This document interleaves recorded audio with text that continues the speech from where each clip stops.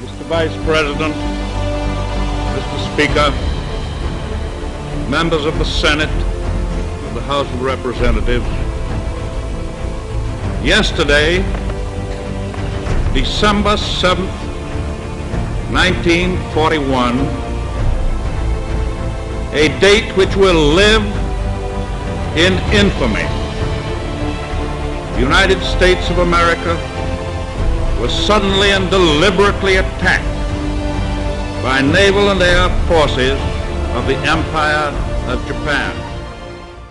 What is going on, guys? Admiral Tori here, and welcome aboard for another World of Warship video on my channel. In today's video, I'm going to be sailing the Tier 7 American aircraft carrier, the USS Ranger. Now, the loadout I'm going to be running is the full strike loadout, so hopefully you guys learn something from it, because it seems to me that not many American carriers run the full strike loadout, and I can understand why. But the gameplay I have recorded is actually a very useful gameplay in my opinion, and it is one of the worst scenario to play as a strike American carrier. So hopefully you guys will enjoy the gameplay, but without further ado, let's talk about the Ranger and the intro, because the intro is a little extraordinary. I don't usually post any extra, audios when it comes to my intro. I just show some unique clips or like short clips of me playing a ship and then slap on some music. But in this intro, I slapped on a speech, and the reason I have this speech pertains to this carrier, more specifically a plane. Now, if you don't, if you never heard that speech before, especially when you're American, because that is a famous speech and one of the top 100 speeches in American history, in my opinion. I have a list of many speeches, and I don't know about you guys, but I love listening to speeches. There are just people out there who are really good at with their rhetorics or with the way they talk. There are plenty of speeches in World War II, especially with Winston Churchill, Adolf Hitler, the Soviet leader Stalin. They're just endless list, whether you're good, bad, Axis, ally. The speech, what you can learn from the speech, you can actually understand a lot in history and incorporate it with your life. But that speech in particular is a very important speech in history, and the reason why I used it is because that was the speech by President FDR, or Franklin D. Roosevelt. The speech of the day of infamy, the day that the Imperial Japanese Navy has attacked Pearl Harbor, deliberately bringing the United States of America into war and changing the phase of United States history for to this day. Even to this day, the United States has a major role ever since World War II, because before World War II, United States was just another country. It wasn't, your today's country where everyone focused their opinion about the United States imperialism or United States actions, their interactions with the Middle East and all their interests. But before that type of stuff, when the United States had a good reputation after World War II, because they actually had a good purpose to enter the war.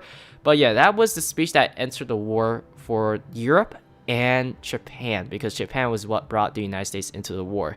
If Japan didn't bring the United States into the war, then the US would never get involved with Europe or any sorts of World War II stuff, aside from selling their weapons to the British and the some other allies. I'm not sure, but yeah, that speech was the speech that started the war, and that is one of my most favorite speech in World War II. It just gives me the goosebump. Now, why did I use that speech? Well, let's talk about the USS Ranger, because it actually connects to the Ranger. The Ranger is the first actual American carrier. She is the fourth American carrier to enter the fleet, but she's the first actual American carrier. What do I mean by that? When she's the fourth, but she's the first actual carrier? Well, there are three aircraft carriers that came before the Ranger. The first aircraft carrier that the United States ever built, which was actually a good effort by the United States Navy for the engineers, but when they were experimenting with aircraft carriers like the British and the Japanese, the Langley was the first practical, not necessarily practical, but the first useful carrier for the United States Navy. What it is that they took a Langley, which was originally a coal transport ship, I think, which, a ship that transferred coal across the country or something, across the sea, and they just slapped on a deck on the top where the planes can take off, the flight deck. And they call it an aircraft carrier. That is not really an actual aircraft carrier, in my opinion. And if you think that's an actual aircraft carrier, I would personally rather rework an actual ship that is built for a carrier. But yeah, The Langley was the first American carrier, but it was not an actual carrier that was built for that purpose. The other two carriers are actually good carriers, but they weren't really a actual carrier built from ground up. That is the Lexington class carrier, which is in the game. That is the Tier 8 American aircraft carrier, which comes after the USS Ranger. Now, you're probably wondering, why was the Lexington class not considered an actual carrier? Well, in 1920s, when the Americans had the battlecruiser class Lexington, the London and Washington Treaty came out, and what it did was that it did not allow any actions for building more battlecruisers or battleship, but there was a term, a line or some kind of agreement that you can convert 2 of your ships that were battleships or battlecruiser that were incomplete into aircraft carriers. And in this case, the Lexington class would consist of the Lexington and the Saratoga converted to aircraft carrier. Now, the Lexington class was more reasonable because those ships were built as warships and they're very large ships, so it is reasonable to slap on a deck and do some work with it. But yeah, the Saratoga and Lexington came after the Langley, and you could consider them actual carriers, but they weren't really built originally as carriers. Like I said, they were converted as an aircraft carrier from a battlecruiser. That is the same position as the Japanese, because the Japanese were also affected by that London and Washington Treaty. The Japanese had their own version of the Lexington class, which was called the Amagi class battlecruiser, but there was no Amagi aircraft carriers because of the earthquake. But her sister ship Akagi, which is personally my most favorite aircraft carrier in World War II due to the way she looks and her symbol of the navy she was serving in, the Akagi and the Kaga, which was originally a Tosa class battleship. So the Akagi and Kaga, they look very similar, but the Akagi is faster because she was originally a battlecruiser. But yeah, that was the equivalent version for the Japanese compared to the Lexington class carrier. In the 1930s, when the Americans decided that they really need aircraft carriers and aviation starts to become a major factor into the war, the USS Rangers was developed. She was built from keel to the flight deck as an aircraft carrier, and she was considered the first American carrier to be commissioned as an actual carrier. But there is a problem with this picture because I need to change it to New York. The USS Ranger, although that majority of American aircraft carriers was participated in the Pacific theater, the USS Ranger was actually an Atlantic carrier, and she was the lead or flagship of the American Navy during the European front of warfare. She has participated in North Africa and parts of Europe basically, and she wasn't participated in the Pacific because of her slow speed, like, you know, it was like the Langley or the Bogue, because those ships weren't really actual aircraft carriers. But yeah, she wasn't fast enough to keep up with the fleet because the United States already had the Yorktown class carrier that was participating in the Pacific, and the Lexington class because they were originally a battlecruiser, so they have a very huge boiler room to transfer all their planes across the sea. But yeah, the Ranger was just too slow and not maneuverable to actually sail across the Pacific to fight the Japanese, considering the fact that the Japanese were well experienced aviators and aircraft carriers innovators at the same time. So the USS Ranger and her equivalent to the Japanese, which was the Soryu, the Japanese first actual aircraft carrier, but they don't have it in the game because the Hiryu was the bigger modification of the Soryu, originally the sister ship to the Soryu, but the Japanese decided to make it bigger. But back to the USS Ranger. The USS Ranger served throughout the entire war in the Atlantic front, and she was able to survive throughout the war. But then again, the Atlantic theater was not as big as the Pacific and not as much emphasis as the Pacific, because the Pacific Ocean is a much bigger ocean. Majority of the battles has happened in the Europe when it comes to the Baltic Sea, battleship to battleship engagement. It was that short of a distance rather than, you know, the long-range aircraft carrier fighting at Midway Islands or Guadalcanal area or anything, any sorts of that. But yeah, the Ranger has served her purpose in the Atlantic, but as the first aircraft carrier compared to her Japanese counterpart, in my opinion, the USS Ranger has some very serious problem with the ship herself, not the plane, but the ship. Now, the ship was designed in the 1930s when she was released before World War II, and in the late 1935, 37, 39, and the 40s was when the Yorktown carrier came in because they were the one that came after the Ranger, with experience from what they have learned from the Ranger and the Lexington class battle cruisers. Excuse me.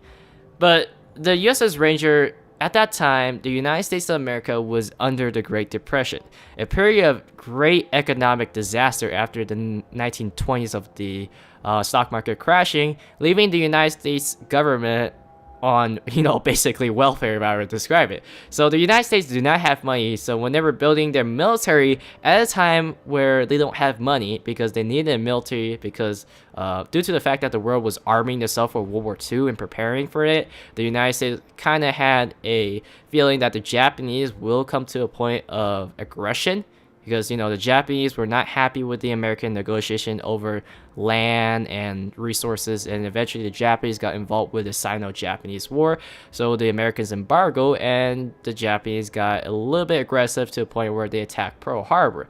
But yeah, back to the point. The USS Ranger is not that a brilliant carrier compared to the Yorktown carrier, which came after the USS Ranger. The reason why I say that, here's a good comparison, because I do have both aircraft carriers, the Hiryu and the Ranger. Remember, the Hiryu was the aircraft carrier second in line, so I could give credit that the Hiryu is a newer carrier than the USS Ranger, but the Hiryu still inherits very similar characteristics to the Soryu. The Ranger was more of an economic ship. To give you guys a good idea, you take a look at the Ranger and you ask yourself, man, this ship looks like an aircraft carrier, but how much armor does the Ranger has? Survivability, maximum amount of armor, 25mm compared to Hiryu's 110mm, which is considered like a heavy cruiser. So right away, the Ranger is extremely light armor, and there's been cases when I was playing the Ranger, I got one-shotted by a battleship. So you can expect that if you get caught by a battleship and they citadel you from the front, 2 to 3 still is enough to actually one-shot you all the way to 0 HP, while the Hiryu actually has a armor scheme similar to like a heavy Japanese cruiser. So the Japanese had the right idea with the aircraft carriers because they know for a fact that aircraft carriers are not just ships that sends plane out. There will be cases where they had to deal with torpedoes or dive bombers, but unfortunately they didn't do so well against dive bombers, which is the case with the Ranger, because the Ranger is a special ship with one of the planes that deals with dive bombers that I want to talk about. But yeah, the Hiryu, the Soryu class carriers, they have torpedo protection, while the Ranger does not have that much of a torpedo protection. So when the enemy carrier decides to strike you in the beginning of the match, you won't be able to survive that well. In terms of artillery and AA, they're okay. They actually have the older version when you have the stock, which had the Chicago piano nickname for one of the anti-air, but compared to the Hiryu, they're okay and they're good enough, and they're slightly better than Hiryu's. But in this case, I think the Hiryu is better in this patch because they buffed the bigger AA calibers rather than the small ones. But yeah, you can expect the American traditional AA guns on the ship, like the Bofors, the Oerlikons, and all the other type of AA that they slapped on from European engineers and all the ingenuity they came up with. Aside from that, the speed. Now, you expect that 13 to 25mm armor, which is kind of similar to a destroyer. Let's take a look at a destroyer. Like a Nicholas. Yeah, where's the... Okay, come on, Nicholas. Yeah, Nicholas has 6 to 15mm, but it's not that off. And if you die, seriously, if you die, Atlanta had terrible armor. Even the Atlanta has more armor than the Ranger and the Pensacola, because a lot of people complain about the Pensacola dying too easily. She has more armor than the Ranger. The Independence class, which is a body of a Cleveland converted to an aircraft carrier, has more armor than the Ranger. So armor, the United States Navy, I'm assuming that they went really cheap on the armor. So you expect that maybe the ship is fast, but didn't I just say the Ranger was not acceptable for speed because in the Pacific Theater they need faster carrier like the Yorktown and the Lexington? The total speed on the Ranger is 29.5 knots.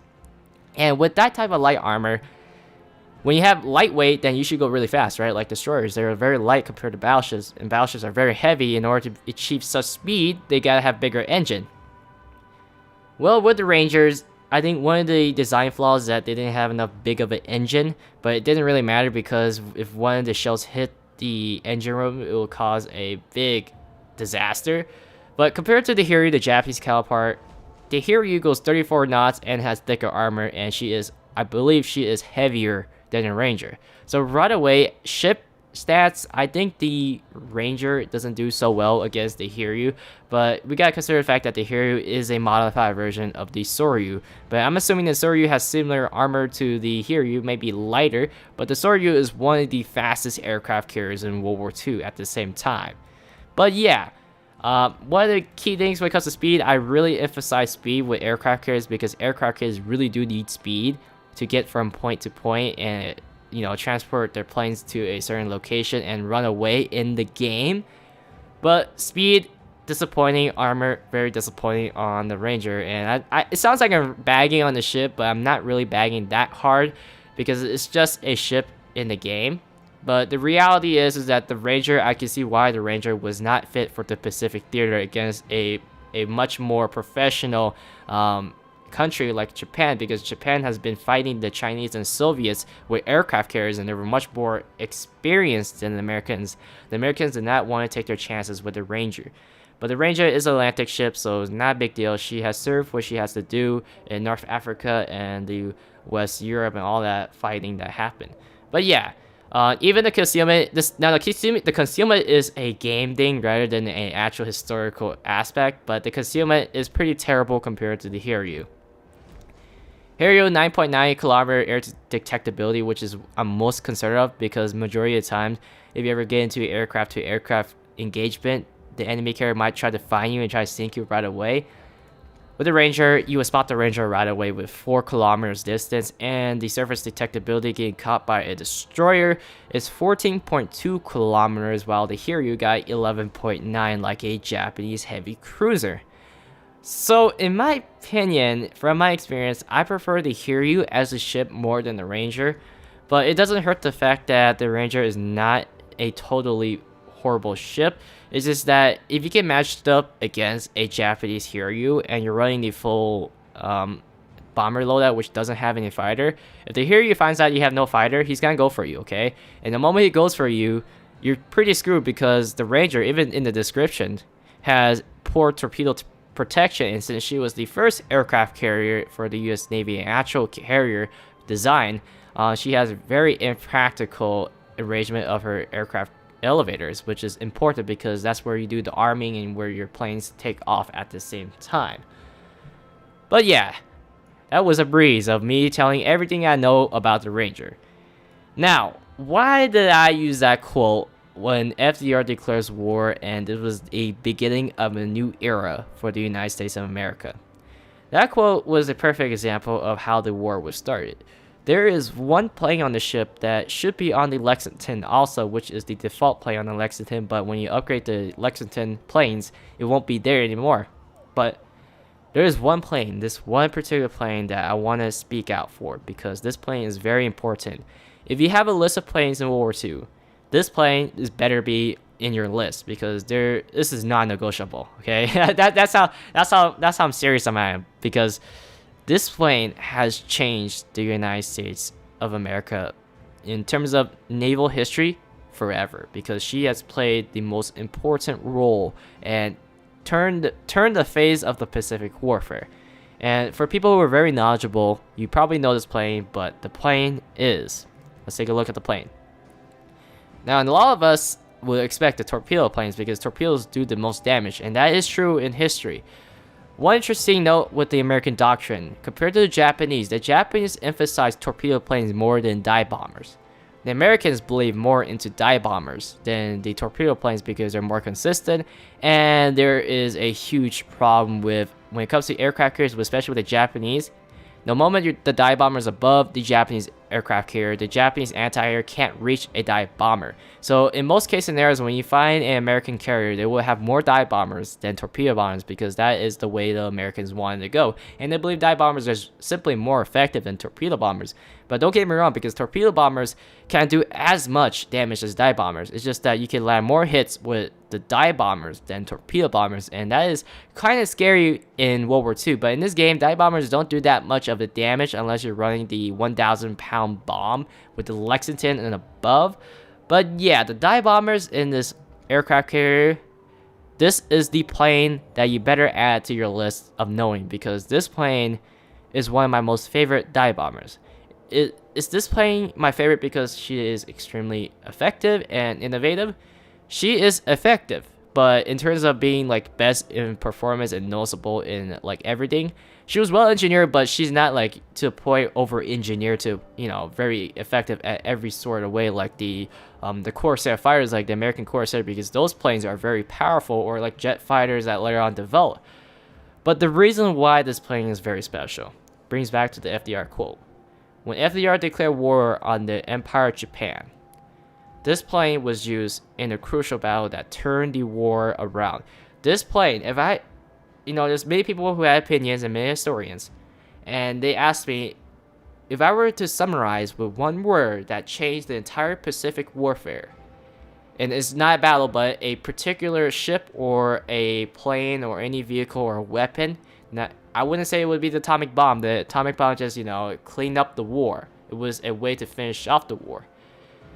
What really changed the United States' position in the Pacific theater against the Japanese was the SBD dive bomber, the Scout Bomber Douglas, the Dauntless dive bomber. And why did I say that?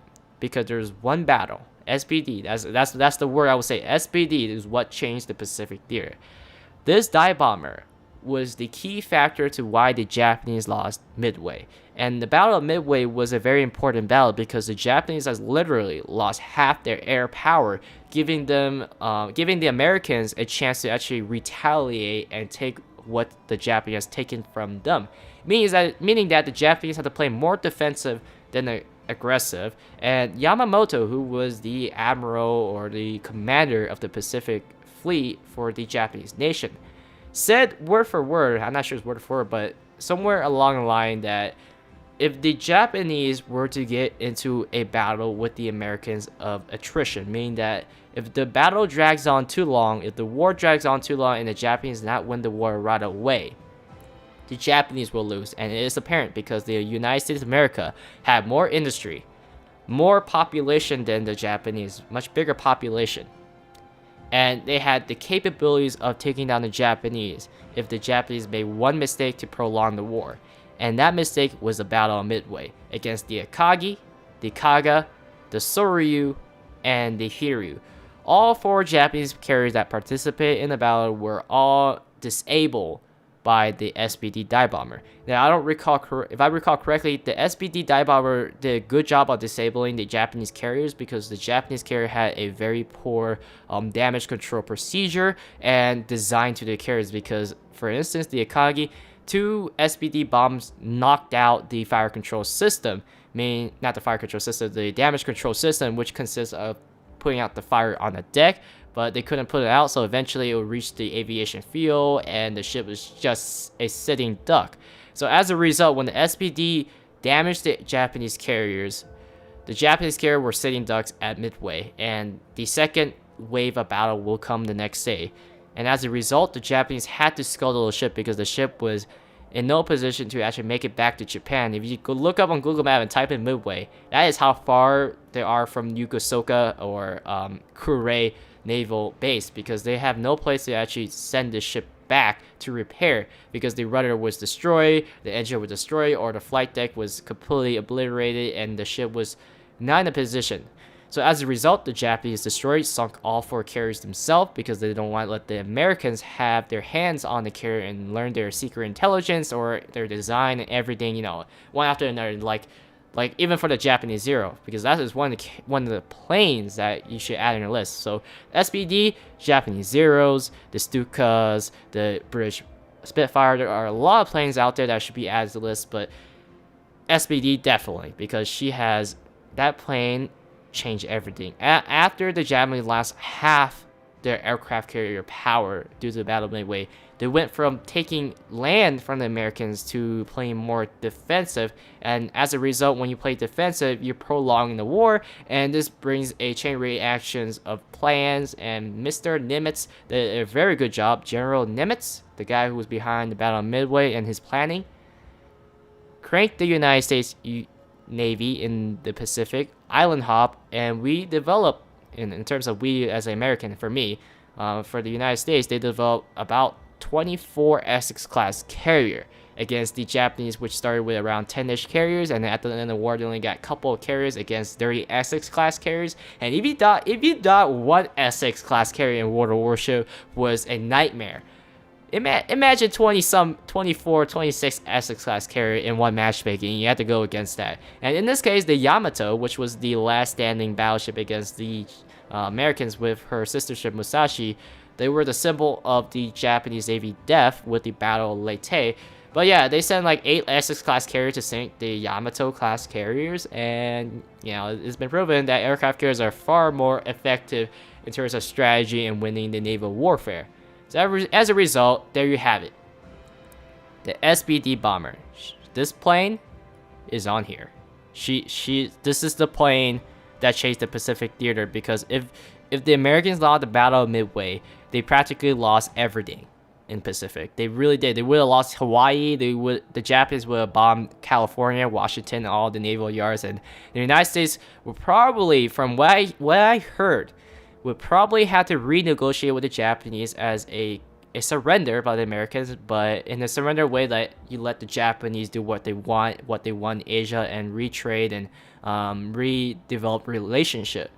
But in this case, when FDR stood up with his resolve and said that the United States will now not kneel down to the Japanese Empire, it was the SPD bomber that really served the president's word. The FDR's word when he said that the United States will not falter against the Empire of Japan.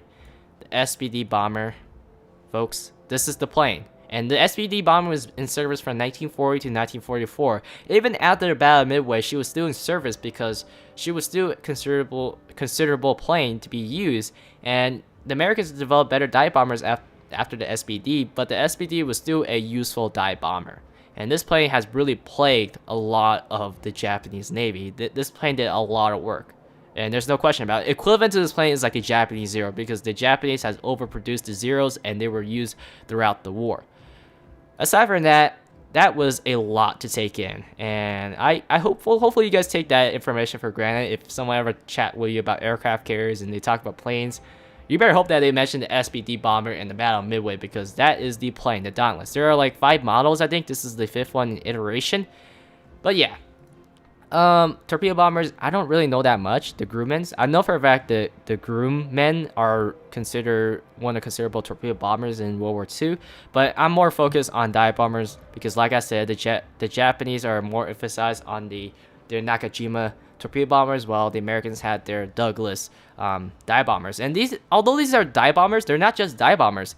SBD, the Scout Bomber Douglas, they are also considered scout planes, which is important because you need to know where the enemy position in the Pacific Theater, because it's a wide open ocean. If you have no target to target or no warning that the enemy is going to target you, then yeah, the SBD is a very useful plane, and I'm not sure they're considered also a float plane version of it, but yeah, they were used as dive bombers and scout planes. Very useful. So how does this reflect in game? Well, in terms of performance with the Ranger, I personally prefer the Hiryu because the Hiryu has a better loadout. The Hiryu has the 2-2-2 loadout, which is 2 fighter, 2 torpedo bomber, and 2 dive bomber. Excuse me. Man, I've been talking a lot. Let me grab water here for a second.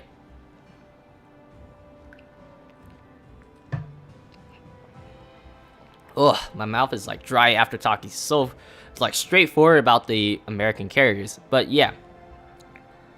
Effectiveness. The dive bomber, the gameplay also shows the power of the dive bombers also. So if you're struggling with the dive bombers, then yeah, this is majority of your power, your damage is your dive bomber on the Ranger. So when you're playing the Ranger, you can't really depend on your torpedo bombers all the time, even though the torpedo bombers are the most powerful planes for the aircraft carrier. And the reason why there's a big problem with the Ranger and the previous American carriers, that's before the Lexington, because the Lexington has the 1,000-pound bomb, is that the dive bombers, although they're very useful at times, they're only useful on big ships, meaning that the RNG with the dive bombers can be extremely terrible with the Ranger and the previous American ships. And in future games, sometimes you get really good result with them, but the main source of damage with dive bombers is really setting a ship on fire and let the ship damage control and then reset them on fire with your other dive bombers. But that is the main source of damage, and my gameplay that I recorded is a perfect representation of that. Aside from that, the dive bombers, compared to the Hiryu will give you more consistent result. With the American carriers, you specialize in one or the other, which is air superiority or full damage loadout with the dive bomber and torpedo bombers. Hiryu, compared to the Hiryu has a more versatile loadout. This is the Hiryu's full strike loadout, which is 2 fighters, 2 torpedo bombers, and 2 dive bombers. The American carriers do more damage per bomb hits on the dive bomber and the torpedo bombers, but the Japanese are much more accurate with their dive bombers and torpedo bombers, and they have more squadrons, but they're smaller squadrons than the Ranger. But at least the Hiryu has fighters to fight off the Ranger's attack on the Hiryu. If the Hiryu go against a Ranger and the Ranger decide to take out the Hiryu early in the game, the fighters will take out their dive bombers and torpedo bombers if you're very experienced and know how to use the strafe, while the Ranger can't do anything against the Hiryu because the Hiryu can just fly over the ship. With the combination of poor armor, poor torpedo protection, the A is not fast enough to kill all 4 squadron of the torpedo bombers with the dive bombers combined. Yeah, the Hiryu is just far more versatile, but it doesn't take away the fun because sometimes I actually have really fun time with the Ranger with the full strike loadout. Now, believe it or not, the Japanese used to have a full strike loadout that had like 4 torpedo bombers and 2 dive bombers. But now, after recent patches and all these stuff that changed it with the Hiryu, now is more reasonable 2-2-2. But the Ranger, it only has 1 torpedo bomber and all dive bombers, so you have to really depend on your dive bomber. Aside from that, let's get in the game that I want to showcase and explain what I do to succeed with the Ranger. Alrighty, you guys, it is time to showcase with the USS Ranger. Now, I'm playing on a map called Land of Fire, if I recall correctly. One of the most beautiful maps in this game because of the way the sun is setting. But yeah, I am the Ranger with a friendly Independence. The Independence will not connect until around the 2-minute mark. He is actually running the air superiority loadout, meaning that he will have 2 fighters and 1 dive bomber, which result in pretty much no damage against any ship except finishing off a ship with the dive bomber. The only way to actually do damage with air superiority dive bomber is to prey on RNG and spot ships that have already been on fire and they already use their damage control. But in this case, Independence will be supplying the planes to fight other fighters and torpedo bombers coming this direction. Now, the enemy team has the exact same carriers, meaning that they have a Ranger and the Independence. Now, this comes down to my loadout compared to their loadout. So, if the enemy team, which in this case run air superiority, even one of those carrier, I'm pretty much screwed because it's pretty easy to shut down a Ranger with full strike loadout, which is one of the reasons why not many players actually play the full strike. It takes much more effort to actually play the full strike simply because you don't have any fighters and you can't do anything about it. So you have to really plan your attack and know how to use your concealment on those planes, which kind of sucks since in this game it doesn't really tell you that your planes are spotted or not. You have to give a rough estimate. But basically, if my planes are spotted, then the enemy carrier can easily shut down. So in this case, the enemy Ranger is running the air superiority loadout, which is 2 fighters and 2 dive bombers, and that is just enough to shut me down. So at this point, once I found out that the Ranger is running air superiority, I was kind of curious of what the enemy Independence will be running. Now in this case, the enemy Independence most likely is going to run air superiority because a lot of American carriers at the lower tiers tend to run air superiority, and my day just got worse. I mean, it's just terrible. I might as well just set my entire deck on fire and do the enemy team a favor and not even play, because I'm totally screwed when you see 4 fighters in the sky and they only have 3 dive bomber. On the bright side, I completely out-damaged those 2 carriers combined simply because I have 3 dive bombers that are Ranger, tier 7 Ranger dive bomber, and a tier 7 torpedo bomber. The question is, how can we synchronize our attack? And ideally, you're probably predicting that the friendly Ranger will give me air support, but that's not going to happen because they got 4 fighters and our friendly Independence only got 2 fighters, and that is not enough to even defeat a Ranger fighter. 2 Independence fighter, I think it takes a lot of planes now just to take down 1 Ranger fighter. So pretty much the air is screwed and we're on the lower end. On the bright side for our team, the enemy Ranger and the enemy Independence won't be doing that much damage, so don't have to worry about that. Kind of feels like an indirect fighting other planes, because we're not really going to shoot down any torpedo planes or dive bombers, since they're not going to do that much damage due to the fact that they got no torpedo bombers. But in this case, focus the minimap, and that is pretty much the #1 tool in order to play aircraft carrier. So the first thing I do, I set my torpedo bombers down to the edge of the map. I put my dive bomber on the back because I don't want to get all my squadron clumped up, because if all squadron get caught and they're all spotted, then the enemy Ranger or Independence will know where my planes are at, and they will just chase them down to the edge of the map and shoot them down. And basically, I'm not doing anything other than giving them free points. So I decided to leave my dive bombers back and go for this Atlanta. And I'm pretty sure all of you guys know what's going to happen to this Atlanta, because he's sailing in a nice straight line with no defensive fire activated. Believe it or not, the Atlanta is the most powerful AA ship in this tier in my opinion, because I've seen Atlanta shoot down an entire squadrons of 2 carrier strike. And that is pretty powerful ever since 0.5.3 patch, due to the fact that they increased the main bigger armament AA and decreased the damage on the smaller armament. And Atlanta main armament is anti-air, so yeah, I got really lucky on that Atlanta, to be honest. That Atlanta should have been able to shoot down my entire torpedo squad. In this case, he didn't. So now notice that the friendly carrier is in the game. He has 2 fighters, and the enemy fighters are actually chasing after my torpedo bomber, but they eventually killed them all, which was a very key point in my strategy, because did you notice? I moved them to the center of the map in order to get my dive bombers to the edge of the map. At this point, there is really no point for me to actually try to sink a ship, because there's just too many fighters. 4 fighters is just too many. So the only way to win is to use my patience and the moment of opportunity, and pray that I don't encounter any destroyers, because destroyers will spot my dive bomber and I won't spot them until I fly over them. So basically, it gives a red flag to the enemy team saying that, hey, my dive bombers are flying on the edge of the map. But ideally, when you play the Ranger, I don't really go for enemy strike carrier, like striking another enemy carrier at the beginning of the match, because I want to do damage to the ships that are closest, and I depend on my anti-air and my team to defend me. I think it's priority over trying to strike an enemy carrier, which is very gamble-ish. If you spend all your time trying to strike an enemy carrier, then you're wasting time on doing damage when you're playing a strike package. But in this case, I'm left with no choice, because the enemy team will just shut down my strike on any battleship, cruiser, or destroyer and get free points off of it. So my only option was to play the waiting game, wait for the enemy team to make that mistake. When I say enemy team, I'm specifically talking to the enemy carriers, and they did just that, because they sent majority of the fighters to the left side of the map and left the right side open, leaving my 3 dive bombers to actually sneak past it. And this is a very important mission, because if my 3 dive bombers do not get past the enemy lines, then yeah, I am left planless, and the enemy carrier will be more vigilant on the edge of the map, because they expect me to do another strike. Since they know I have 3 dive bombers and 1 torpedo bomber, they're gonna be counting on the minimap unless they don't pay attention to it. But yes, my dive bomber has successfully made it past the enemy line. This is starting to feel like the Battle of Midway I was talking about early into the match. Yes, dive bombers will do the damage, and I pray RNG is on my side.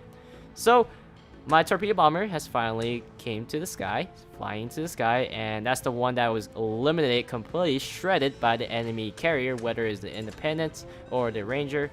But yeah, I want to keep the enemy team notified that my torpedo bombers are over here on the flag, and that was a very terrible torpedo drop, but it didn't really matter because the Kamikaze R is really difficult to kill. So I'm trying to use my torpedo bomber to distract the enemy fighter. At this point, you gotta think psychologically. If I was the enemy carrier, if I was their carrier, and what would I do, really? I see torpedo bombers on top of our friendly destroyer. Obviously, I'm gonna send my attention to that torpedo bomber and try to eliminate him. So at this point, this is a blind spot. I would call this a blind spot because the enemy team, the enemy carrier, is tunnel visioning on my torpedo bomber, and they did not realize that my dive bomber has sneaked past the enemy line. They have not counted my planes. They only saw 1 torpedo bomber from the Ranger. They're probably wondering what happened to all the other planes. Maybe I was just, gave up and didn't use any planes. But in this case, I'm very smart, and I outflanked the enemy carrier, and we safely made it past the enemy lines. I spotted the Ranger, gonna send two torpedo bombers. I wish there was 2 torpedo bombers, but 2 dive bombers into the enemy Ranger, because enemy Ranger is #1 priority due to the fact that his fighters are the most deadliest in the sky at the moment. So first dive bomber gonna go from the bow, and he's gonna dive in, and looking pretty good, perfectly dead on, and we get 2 fire set. Now 2 fire sets should be good enough to do a lot of damage, but I know for a fact that I got work fast and he already spotted my other dive bomber. So the enemy Ranger is gonna send his fighters back, and you will notice that on the minimap it will get caught by my dive bomber. So I'm gonna use those dive bombers to bait him to follow my dive bombers, his fighters. There is the Dirt Squad of fighters. Just look how fast I get shredded by these air superiority.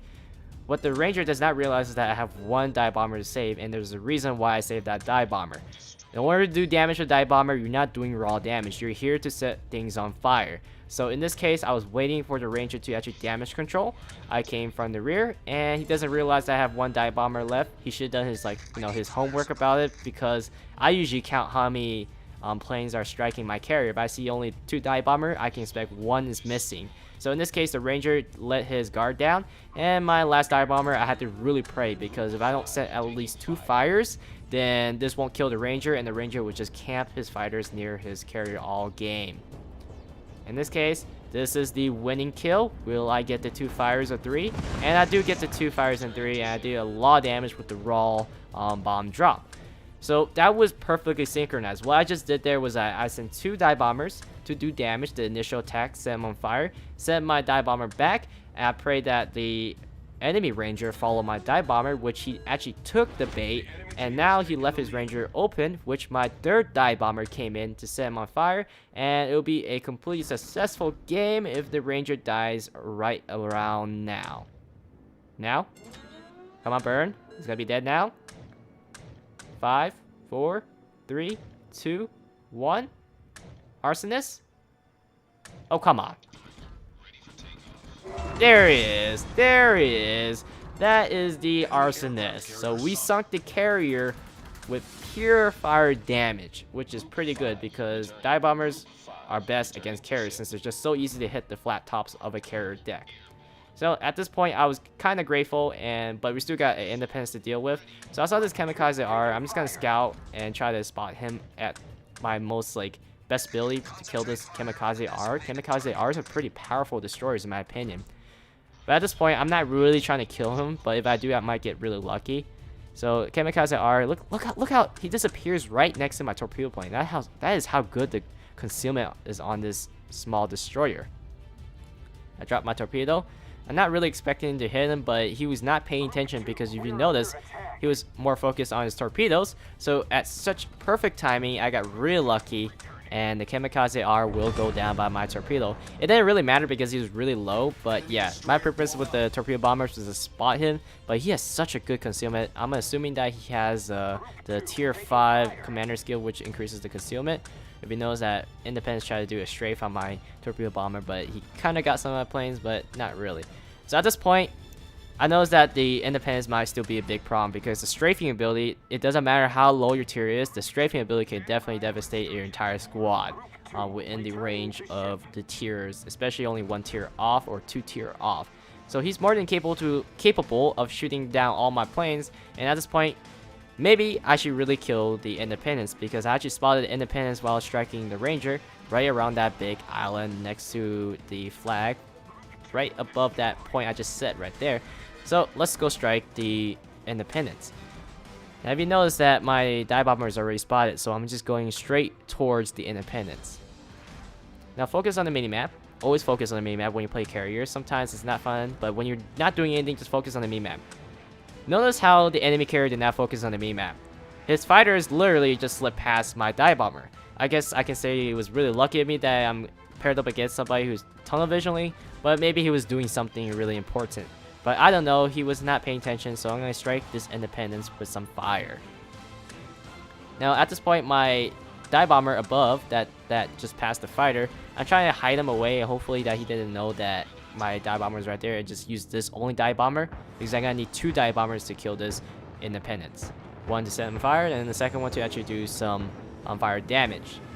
2 fires, perfect, very perfect, but that was not the perfect timing for the damage control, so I pray that I can use another 2 fire or 3 fire after he damage control, which he just did. Now there's only 1 fighter that comes up. I'm gonna send my other dive bomber.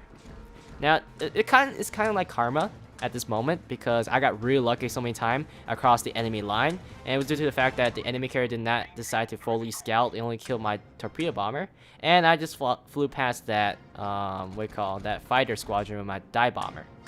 So it was kind of lucky. I'm sending my dive bomber back a little bit just to tease him, make him follow my dive bomber. But in this case, karma strikes back. I got too lucky, and it is time for the enemy carrier to get lucky. He just sent a full squad of fighters up in the air. You're probably wondering, why does he have that squad taking forever? Most likely, I'm guessing that that squad was shot down earlier in the game. Well, not earlier in the game, but while I was flying toward Independence. So at this point, I got 2 fires actually again. So I got lucky, really lucky. But it could have been better, because I could have got more raw damage. But 2 dive bomb hits, I think, got 2 fires. That's really lucky. So I gotta be grateful for that.